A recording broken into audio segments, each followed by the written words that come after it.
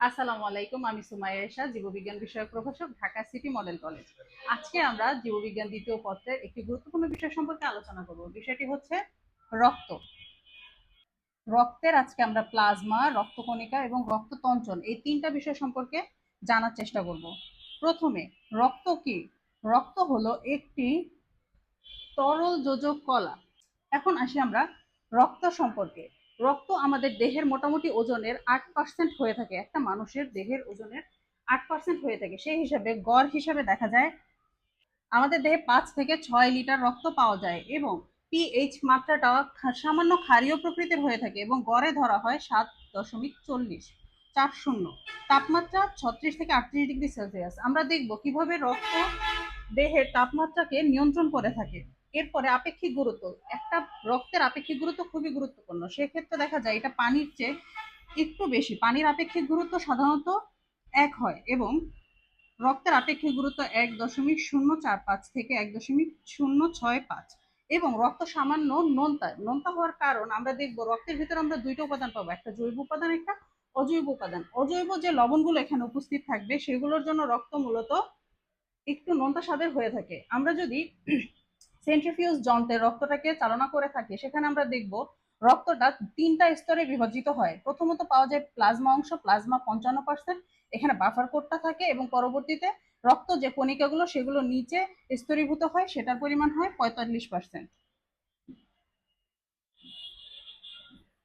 এখন আসো রক্তের উপাদান। যে উপাদানগুলোকে আমরা দেখে আসলাম সেন্ট্রিফিউজ যন্ত্রে চেঞ্জ করার পর, সেগুলো হচ্ছে কি রক্ত। রক্তকে দুই ভাগে ভাগ করা হয়েছে, একটা রক্ত রস বা প্লাজমা এবং রক্তকণিকা। রক্ত রস বা প্লাজমা হচ্ছে 55%। এই রক্ত রস বা প্লাজমার মধ্যে আমরা দেখব রয়েছে পানি, সেটার পরিমাণে সর্বোচ্চ বেশি 90 থেকে 92%। কঠিন পদার্থ রয়েছে 8 থেকে 10% টোটাল। এখানে আমরা দুই ভাগে পাবো, একটা জৈব উপাদান পাবো এবং অজৈব উপাদান পাবো। একটু আগে আমরা বলেছি অজৈব উপাদানের জন্য রক্ত মূলত নোনতা হয়ে থাকে। এখন আসি রক্তের জৈব উপাদান। জৈব উপাদানটা হয় মূলত 7 থেকে 9% এবং অজৈব উপাদান হয় 0.9%। জৈব উপাদানের মধ্যে রয়েছে প্লাজমা প্রোটিন, নাইট্রোজেন ঘটিত রেচন পদার্থ যেগুলো urea, uric acid, amino acid জাতীয় যে উপাদানগুলো আমরা রেচন পদার্থের হিসেবে উৎপাদন করি সেগুলো গ্লুকোজ, ফ্যাট, হরমোন এবং এনজাইম। অজৈব উপাদানের মধ্যে রয়েছে sodium, potassium, calcium, magnesium, iron এবং এদের ঘটিত যে লবণগুলো তৈরি হয় সেগুলো।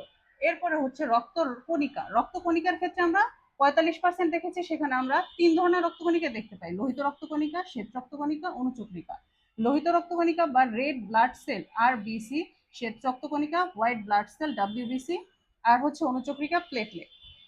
এখানে আমরা রক্তকণিকার ভিতরে দুই ধরনের কণিকা পাবো, একটা হচ্ছে দানাযুক্ত সাইটোপ্লাজম থাকবে, একটা দানাবিহীন সাইটোপ্লাজম থাকবে।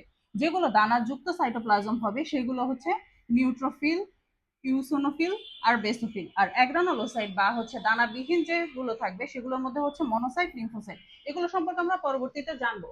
আপাতত আমরা রক্ত রস এবং বা প্লাজমার সম্পর্কে একটু জানার চেষ্টা করব। দেখো, যে অজৈব উপাদানগুলো বলেছিলাম সেই অজৈব উপাদানগুলোর ভিতরে যে প্লাজমা প্রোটিনের কথা বলা হয়েছে,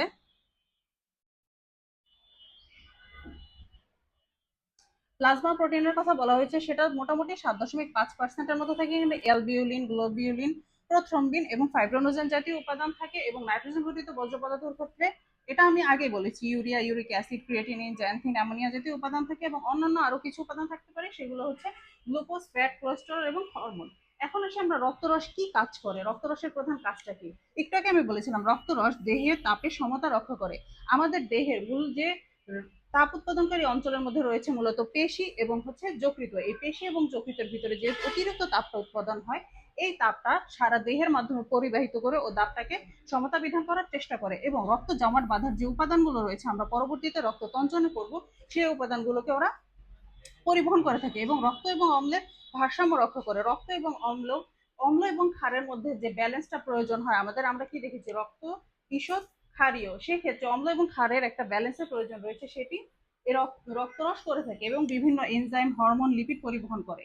এরপরে আমাদের দেহে যে হচ্ছে অক্সিজেনের বিভাজিত হয়ে কার্বন ডাইঅক্সাইড পরিণত হয়, কার্বন ডাইঅক্সাইডটা বাইকার্বনেট রূপে বহন করে নিয়ে যায় এবং টিস্যুর যে বজ্র পদার্থ রেচন পদার্থের জন্য যাওয়ার প্রয়োজন সেগুলোকে বৃক্কে প্রবেশ করায়। রক্তের তারল্য রক্ষা করার জন্য এবং রক্তকণিকাগুলোকে বহন করার জন্য এই রক্তরসটা মূলত সহায়তা করে।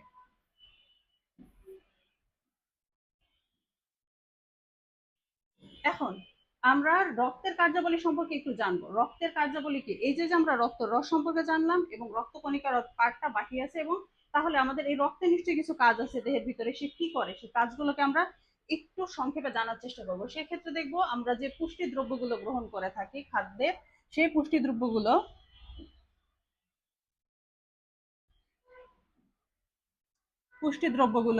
গ্লুকোজ, অ্যামাইনো অ্যাসিড, এই যে উপাদানগুলো উৎপাদন হয় এইগুলো তোমার রক্ত বহন করে নিয়ে যায়, এবং শ্বসনের জন্য আমাদের যে অক্সিজেন এবং কার্বন ডাইঅক্সাইড উৎপাদন হয়, কার্বন ডাইঅক্সাইডটা বাইকার্বনেট রূপে এবং হিমোগ্লোবিন, অক্সিজেনটা হিমোগ্লোবিনের সাথে মিলিত হয়ে অক্সি হিমোগ্লোবিন গঠন করে পরিবাহিত হয়। অতএব শ্বসনের যে গ্যাসগুলো রয়েছে সেগুলো পরিবহনের জন্য রক্ত সহায়তা করে। বিপাক নিয়ন্ত্রক দ্রব্যাদির জন্য যে আমাদের বিপাকের জন্য যে হরমোন এবং এনজাইম নিঃসরণ হয় এবং বিভিন্ন গ্রন্থি থেকে বিভিন্ন হরমোন নিঃসৃত হয়, সেই হরমোনগুলোকে পরিবহনের জন্য এই রক্ত সহায়তা করে। বর্জ্য পদার্থ যে আমাদের দেহের কার্যপদ্ধতি পরিচালনার পর যে বর্জ্য পদার্থগুলো উৎপাদন হয় পুষ্টিদ্রব্য গ্রহণ করার পর, সেই বর্জ্য পদার্থগুলোকে পরিবহনের জন্য এই রক্ত সহায়ক ভূমিকা হিসেবে পালন করে, এবং আমাদের দেহে যে পরিমাণ পানির প্রয়োজন হয় সে পানিটাকে নিয়ন্ত্রণ করে। যদি কখনো পানির পরিমাণ বেশি হয়ে যায়, এটি ঘামের মাধ্যমে, মূত্রের মাধ্যমে এবং অন্যান্য প্রক্রিয়ায় এই পানিটাকে বের করে দিয়ে পানির প্রতিসাম্যটাকে বজায় রাখে। দেহের উষ্ণতা নিয়ন্ত্রণ আগেই বলা হয়েছে। সঞ্চয় অঙ্গ থেকে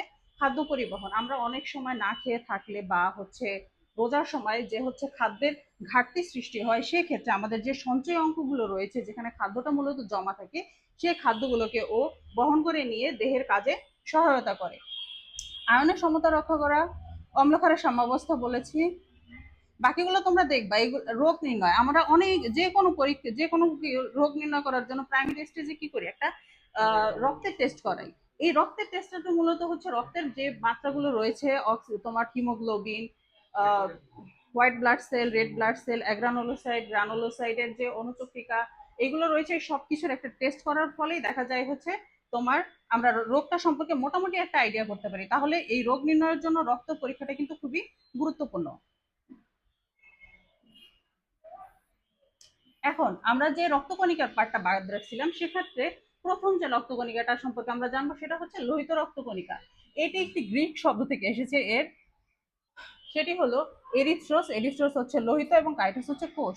এই দুইটি কোষ শব্দের সমন্বয় হয়েছে লোহিত কণিকা বা লোহিত রক্তকণিকা। এখনো কিন্তু আমি কণিকা বলছি, কিন্তু এখানে কাইটোস অর্থ কিন্তু কোষ। তোমাদের প্রশ্নটা কিন্তু এখনো থাকছে যে কণিকা কেন, কোষ কেন নয়। আচ্ছা, এরপরে আসো, দেখতে কিরকম? এটি গোলাকার দ্বি অবতল। দেখো দেখতে বোঝা যাচ্ছে দ্বি অবতল, যেটা দুই পাশ অবতল অবস্থায় থাকে, এই জন্য এটাকে বলা হচ্ছে দ্বি অবতল এবং নিউক্লিয়াস বিহীন। আমরা কিভাবে অস্থি মজ্জা থেকে তোমার লোহিত রক্তকণিকা উৎপাদন হয় সেখানে দেখবো কোন ধাপে তোমার নিউক্লিয়াসটা চলে যাচ্ছে এবং নিউক্লিয়াস বিহীন হয়ে যাচ্ছে, এবং এর গড় ব্যাস 7.3 মাইক্রোমিটার থেকে পুরুত্ব 2.2 মাইক্রোমিটার প্রতি ঘন মিলিলিটার রক্তে। পুরুষের ক্ষেত্রে সব ক্ষেত্রে দেখা যায় একটু পরিমাণে বেশি রয়েছে, সেক্ষেত্রে পুরুষে 50 থেকে 54 লক্ষ এবং স্ত্রীতে 44 থেকে 49 লক্ষ রয়েছে। এবং সদ্য জন্মগ্রহণকৃত শিশুর ক্ষেত্রে পরিমাণটা আলাদা হয়, একটু বড় হওয়ার ক্ষেত্রে আলাদা হয়, সময় ভেদে এই পরিমাপটা আলাদা হয়ে থাকে। এখানে উৎপত্তি স্থল ভ্রূণ অবস্থায় এবং যকৃত ও প্লীহা থেকে এটা উৎপত্তি লাভ করে। যখন একটা শিশু ভ্রূণ অবস্থায় থাকে তখন লোহিত রক্তকণিকা যকৃত এবং প্লীহা থেকে উৎপন্ন হয়। জন্মের পর এটি লাল অস্থিমজ্জা থেকে উৎপন্ন হয়। রক্ত শূন্যতা যদি 50 লক্ষের কম হয় এবং সেখানে 25% কমে যায়, 50 লক্ষের যে 25% কমে যায়, তখন সেটাকে বলা হয় রক্ত শূন্যতা বা অ্যানিমিয়া। আরেকটা হচ্ছে পলিসাইথেমিয়া। পলিসাইথেমিয়াটা হচ্ছে যদি 65 লক্ষের চেয়ে বেশি হয়ে যায়। 65 লক্ষের চেয়ে বেশি হলে এটাও একটা রোগ, সেটার নাম পলিসাইথেমিয়া। হিমোগ্লোবিন, এই যে শব্দটা ব্যবহার করেছি, এই হিমোগ্লোবিনটা কি? হিমোগ্লোবিনটা মূলত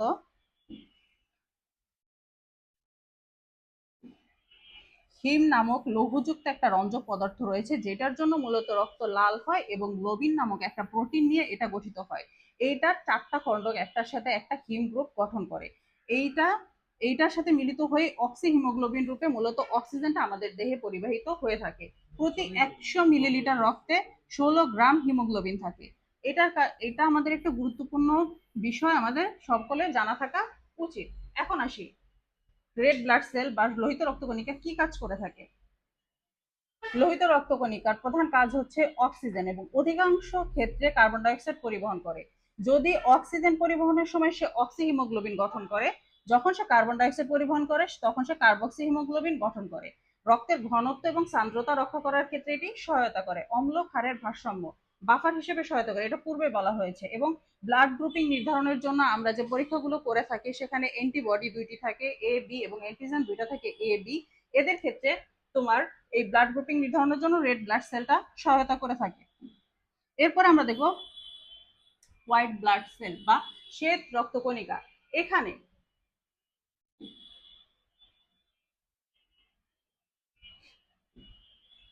শ্বেত রক্তকণিকা গ্রিক শব্দ লিউকোস বা বর্ণহীন থেকে এবং কাইটোস বা কোষ থেকে এসেছে।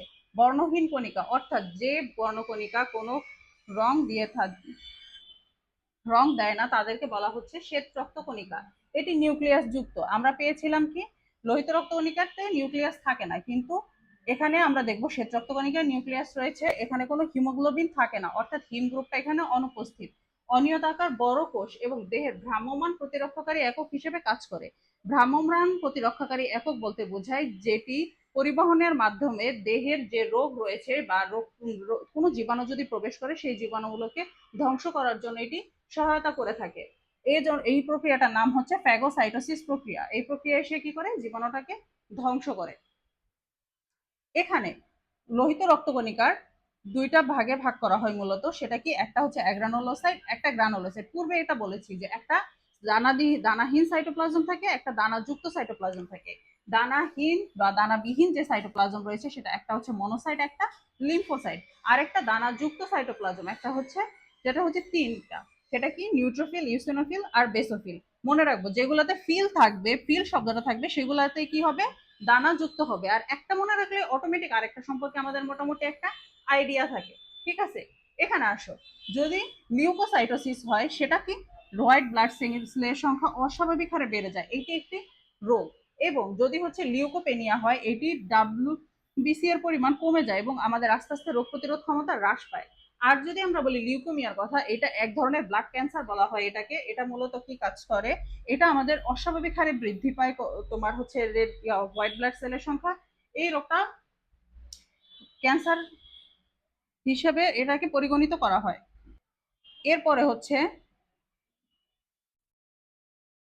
শ্বেত রক্তকণিকার যে প্রকারভেদ, এদের মোট পরিমাণ এবং হচ্ছে কি পরিমাণ এরা শ্বেত রক্তকণিকার মধ্যে কি পরিমাণ রয়েছে, এদের আয়তন এবং হচ্ছে কতদিন এদের জীবন ধারণ করে এবং প্রধান কাজ কি। আমাদের এখানে জানার মূল বিষয় হচ্ছে এই সকল কণিকাগুলোর মূল কাজ। এই সকল কণিকাগুলোর মূল কাজ, যেমন মনোসাইট থাকে, জীবিত থাকে মাত্র 2 থেকে 5 দিন এবং এর মূল কাজ হচ্ছে ফ্যাগোসাইটোসিস প্রক্রিয়ায় জীবাণুটাকে ধ্বংস করা। এরপরে হচ্ছে লিম্ফোসাইট। লিম্ফোসাইটের কাজ হচ্ছে মোটামুটি এরা 7 দিনের মতো বাঁচে, এরা অ্যান্টিবডি উৎপাদন করে। অ্যান্টিবডি অ্যান্টিজেন সম্পর্কে আমরা ইমিউন সিস্টেম চ্যাপ্টারে জানবো। এরপরে হচ্ছে ফিল, যেগুলো হচ্ছে নিউট্রোফিল, ইউসিনোফিল আর বেসোফিল। নিউট্রোফিল কাজটা করে হচ্ছে ফ্যাগোসাইটোসিস প্রক্রিয়া, ব্যাকটেরিয়া এবং ছত্রাক জাতীয় কোনো জীবাণু যদি প্রবেশ করে দেহের ভিতরে সেগুলোকে ধ্বংস করতে। ইউসিনোফিল সহায়তা, এটা বাঁচে 8 থেকে 12 দিন এবং এটি সহায়তা করে অ্যালার্জি প্রতিরোধ এবং কৃমির যে লার্ভাগুলো দেহের ভিতরে থাকে সেগুলোকে ধ্বংস করতে সহায়তা করে। বেসোফিল হেপারিন এবং হিস্টামিন নিঃসরণ করে। আমাদের অ্যালার্জির যে উপাদানগুলো রয়েছে সেগুলোর ক্ষেত্রে এই বেসোফিলের ভূমিকা দেখা যায়, এটা খুব গুরুত্বপূর্ণ। আমরা এই ছকটার মাধ্যমে খুব সহজেই শ্বেত রক্তকণিকার প্রকারভেদ এবং প্রত্যেকটা কণা সম্পর্কে মোটামুটি একটা কণিকা সম্পর্কে মোটামুটি একটা আইডিয়া পাবো। এখন আসি আমরা এই যে রক্তকণিকাগুলো সম্পর্কে আমরা বললাম যে এটা কেন রক্তকণিকা বা রক্তকণিকা কিভাবে এটা উৎপত্তি হয়েছে। আমরা বলেছি যখন আমরা ছোট ছিলাম তখন এটা প্লীহা থেকে এবং যকৃত থেকে উৎপন্ন হয়েছে, কিন্তু যখন এটা পরিণত প্রাপ্তবয়স্ক হয় তখন এটা অস্থিমজ্জায়,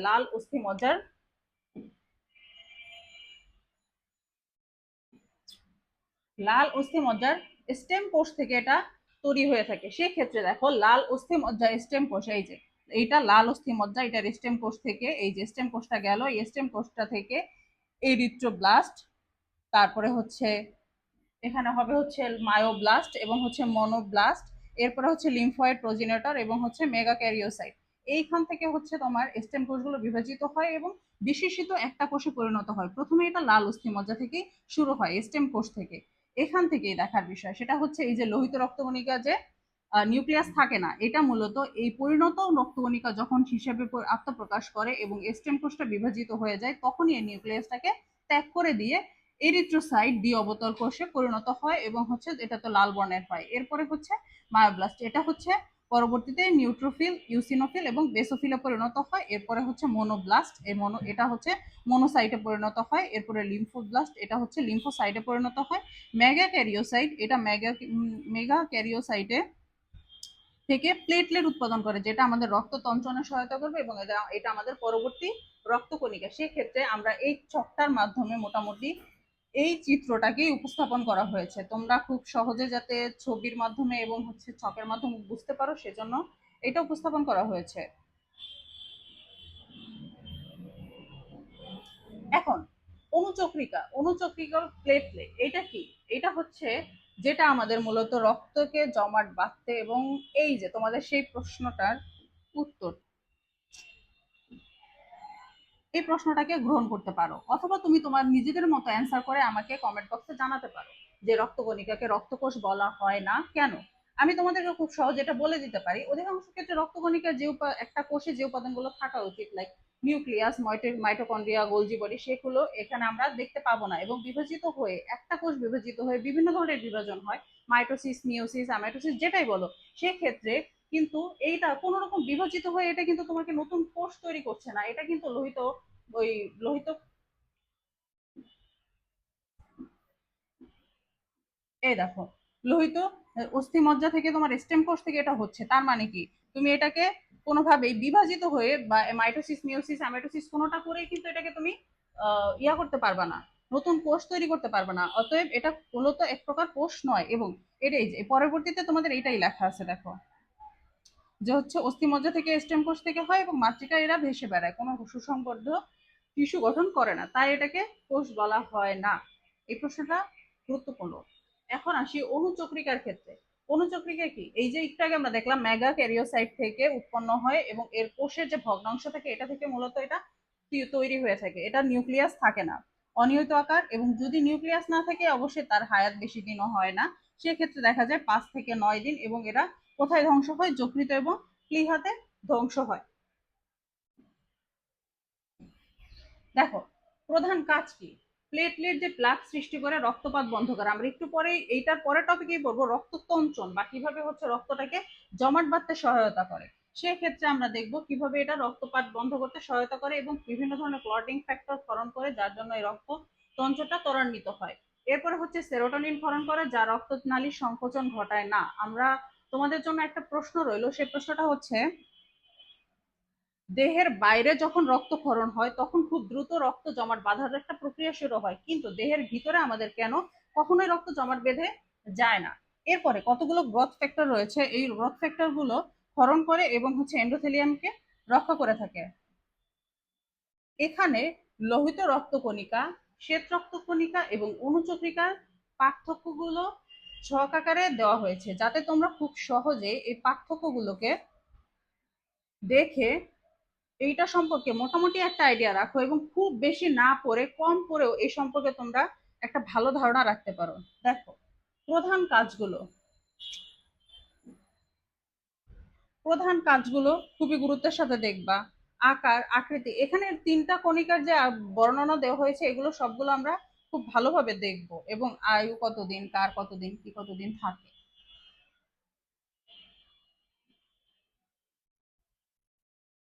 এখন আমরা দেখব রক্ততঞ্চন বা হচ্ছে ব্লাড ক্লটিং বা হচ্ছে কিভাবে রক্তটা জমাট বাঁধে। এই রক্ত জমাট বাঁধানোর জন্য আমাদের কি কি উপাদান মূলত দায়ী?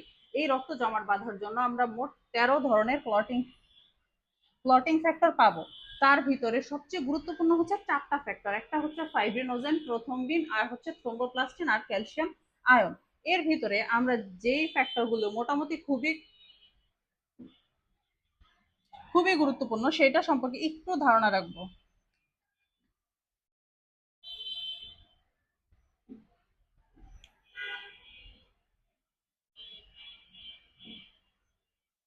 এক্ষেত্রে প্রথমে রয়েছে ফাইব্রিনোজেন। ফ্যাক্টর 1 এটা কি করে, তঞ্চনের সময় ফাইব্রিনে পরিণত হয়। ফাইব্রিনোজেন নিষ্ক্রিয় অবস্থায় থাকে, যখন এটা তঞ্চন হয় তখন এটা সক্রিয় ফাইব্রিনে পরিণত করে। এরপরে হচ্ছে থ্রোম্বিন, এটা হচ্ছে 2 নাম্বার ফ্যাক্টর। এটা কি করে, যকৃতে সংশ্লেষিত হয় এবং রক্ত তঞ্চনের সময় সক্রিয় থ্রোম্বিনে পরিণত হয়। এরপরে হচ্ছে 3 নাম্বার ফ্যাক্টর থ্রোম্বোপ্লাস্টিন, এটা টিস্যু বিনষ্ট এবং অনুচক্রিকা থেকে নিঃসৃত হয়ে থাকে। এরপরে হচ্ছে ক্যালসিয়াম, এটা 4 নাম্বার ফ্যাক্টর। এটা কি করে, থ্রোম্বোপ্লাস্টিন উৎপাদন এবং থ্রোম্বিন গঠনে সহায়তা করে। এই যে দুইটা উপাদান আমরা পাবো, থ্রোম্বিন এবং হচ্ছে থ্রোম্বোপ্লাস্টিন, এই দুটো উপাদানকে উৎপাদন এবং হচ্ছে এর গঠনের জন্য এটা সহায়তা করে। এরপরে হচ্ছে 8 এবং 9 নাম্বার। 8টা হচ্ছে অ্যান্টোহিমোফিলিক এবং হচ্ছে 9 হচ্ছে ক্রিসমাস ফ্যাক্টর। দুইটার কাজই এক, এটা অভাবে হিমোফিলিয়া রোগ হয়ে থাকে, রক্তের একটা রোগ হয়ে থাকে। এরপরে হচ্ছে 13 নাম্বার ফ্যাক্টর, এইটা ফাইব্রিন স্টেবিলাইজিং ফ্যাক্টর, এটা নরম তঞ্চন পিণ্ডকে কঠিন বস্তুতে রূপান্তর করে। যে রক্তটা তঞ্চন হওয়ার পর আমাদের মূলত কি হয়, একটু নরম নরম খন্ডে থাকতে পারে, থাকলে ওই জায়গায় আঘাতপ্রাপ্ত হলে ওইখান থেকে আবার রক্ত নিঃসৃত হয়। কিন্তু এটা যদি একটু শক্ত যে পরিণত হয় তখন কিন্তু রক্তটা সহজে ওখান থেকে নিঃসৃত হতে পারে না, সেই কাজটা সহায়তা করে ফাইব্রিন স্টেবিলাইজিং ফ্যাক্টর। এরপরে হচ্ছে আমরা রক্ত তঞ্চনের যে কৌশল সেটা সম্পর্কে বা মেকানিজম সেটা সম্পর্কে একটু জানবো। সেক্ষেত্রে আমরা দেখব, রক্ত যদি আমাদের কোনো জায়গায় আমাদের শিরা না কেটে যায়, মোটামুটি শিরা না কেটে যায়, দেহের বাইরে কোনো অংশ কেটে যায়, সেক্ষেত্রে আমরা দেখব 3টা স্তরে রক্তটা জমাট বাঁধতে শুরু করে। প্রথমে তো রক্ত জমাট বাঁধার জন্য প্রাথমিক যে অবস্থা সেখানে আমরা দেখতে পাই, যখন কেটে যায় তখন আমাদের কি হয়, রক্তটা বের হয়ে আসে, লাল রক্ত বের হয়ে আসে। শুধু রক্তই কি বের হয়ে আসে না, এটার সাথে রক্ত রস, রক্ত কণিকা যেগুলো রয়েছে, অনুচক্রিকা, লোহিত রক্তকণিকা, শ্বেত রক্তকণিকা, এই সব কিছুই বের হয়ে আসে।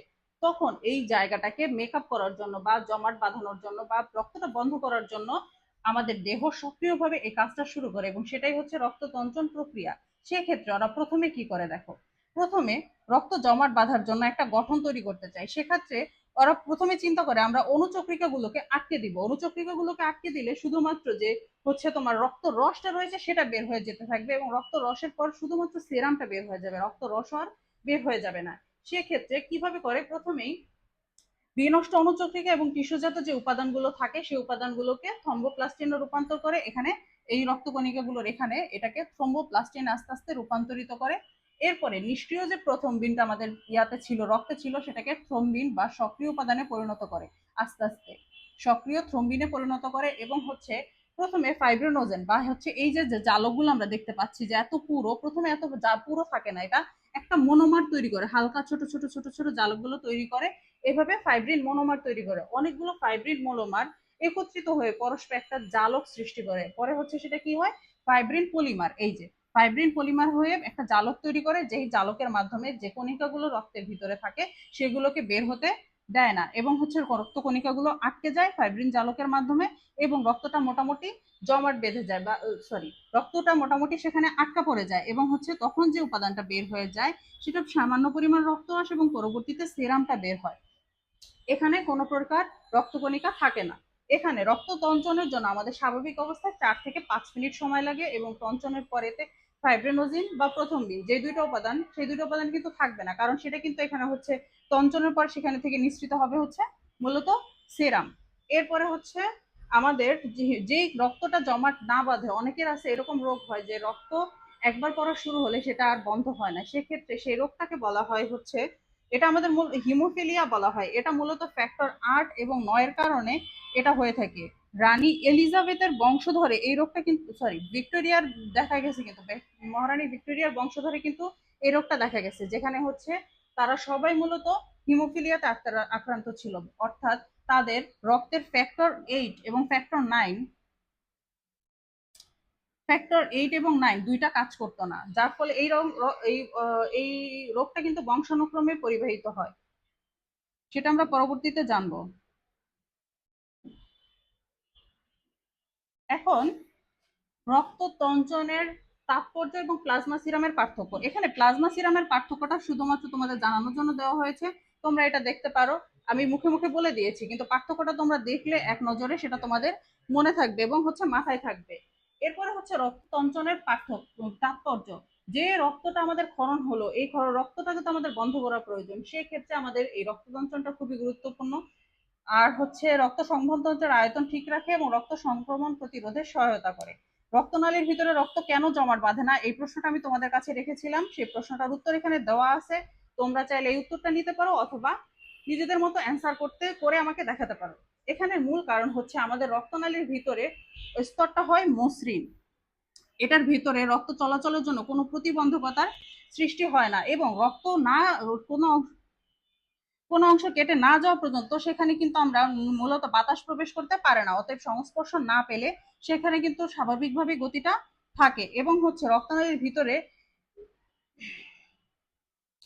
রক্তের গতি সঞ্চারের জন্য অন্য কোনো উপাদান থাকে না যেটা মূলত প্রতিবন্ধকতা সৃষ্টি করবে বা কোনো ক্লট তৈরি করবে। ক্লট তৈরি করাটা কিন্তু মূলত একটা রোগ বলে ধরে নেওয়া হয়, এবং রক্তে হেপারিন নামক একটা উপাদান নিঃসৃত হয়। এই হেপারিন নিঃসৃত হওয়ার কারণে রক্ত কিন্তু জমাট বাঁধে না।